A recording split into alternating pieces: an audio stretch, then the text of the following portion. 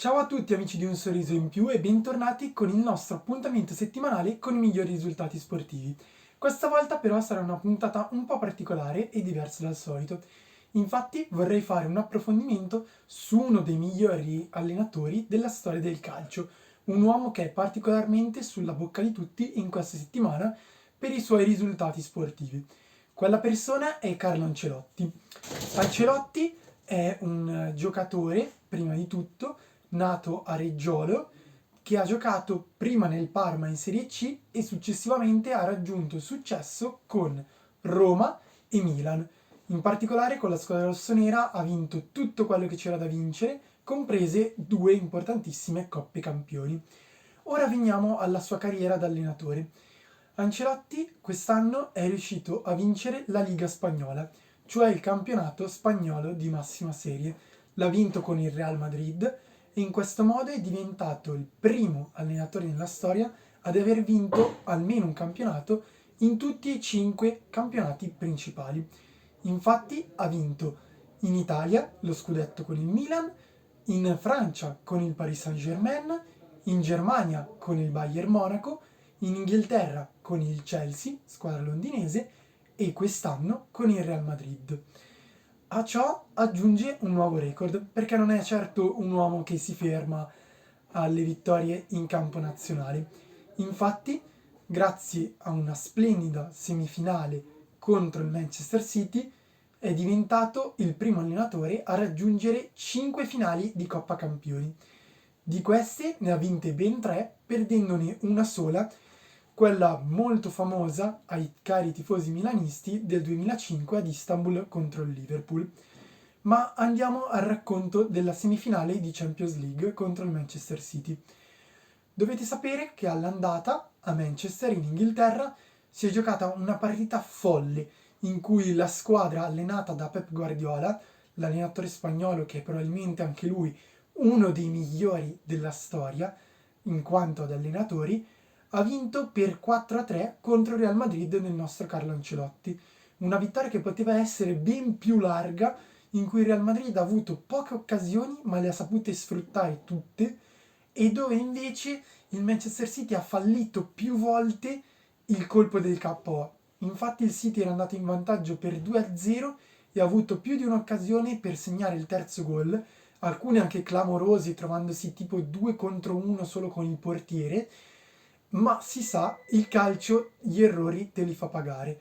Ed è così che è arrivato prima il 2-1 del Real Madrid, poi il City è riuscito a riallungare sul 3-1, infine è arrivato il 3-2, il 4-2 e il 4-3 finale su rigore di Karim Benzema. L'attaccante francese a 36 anni sta disputando una stagione fuori da ogni logica, in cui ha segnato più di 40 gol e in un momento fondamentale per la sua squadra si è presentato sul dischetto del rigore e ha segnato con un meraviglioso cucchiaio. Questa è stata la gara d'andata, che direi che è stato un ottimo antipasto, ma la partita più importante si è giocata nel ritorno, al Bernabeu di Madrid.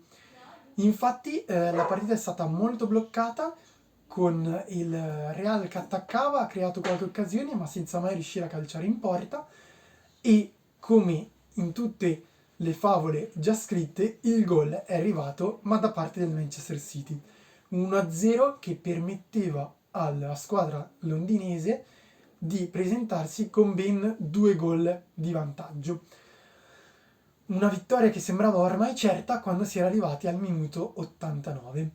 Qui è intervenuto il destino. Il destino era sotto forma di Rodrigo, un calciatore giovanissimo brasiliano inserito da Carlo Ancelotti nel secondo tempo. Su un lancio meraviglioso del centrocampista francese Camavinga, Benzema ha messo in mezzo con un colpo volante di sinistro e qui Rodrigo è stato il più lesto di tutti ed ha segnato il gol dell'1 pari. Bene, eravamo già al 90° minuto e al Real serviva un altro gol per andare anche soltanto ai supplementari. Detto fatto, cross dalla destra del terzino Carvajal, stacco imperioso di Rodrigo, che come vedrete dalle foto non è di certo la sua caratteristica principale, la palla si va a insaccare sotto la traversa e il Real Madrid vince 2-1 e va ai supplementari. Nei supplementari sostanzialmente non c'è stata storia. Dopo 5 minuti Benzema ha saltato un uomo in area di rigore che l'ha messo a terra, calcio di rigore, e qui l'attaccante francese ha spiazzato totalmente il portiere tirando a fil di palo. 3-1 e qualificazione in tasca per il Real Madrid. City in completa confusione, che non è neanche riuscito ad abbozzare una possibile rimonta. Ancelotti quindi raggiunge la sua quinta finale e i giocatori del Real Madrid festeggiano con una maglia già preparata con su scritto "por la 14ª", perché dovete sapere che la prossima possibile vittoria del Real Madrid in Coppa Campioni sarebbe ben la 14ª Coppa vinta, con un ampio distacco su tutte le altre pretendenti. Per farvi un paragone con un'italiana, il Milan, che è la squadra dove Ancelotti ha vinto la Champions per ben 2 volte da allenatore, si trova soltanto a 7 Coppe Campioni vinte, quindi sostanzialmente poco più della metà del Real Madrid. Ed è stata ancora una notte fantastica nel Bernabeu e soprattutto al comando di quella squadra c'era il nostro Carlo Ancelotti. Per questa settimana è tutto. Ci vediamo settimana prossima con Passione Sportiva di Mattia. Ciao a tutti!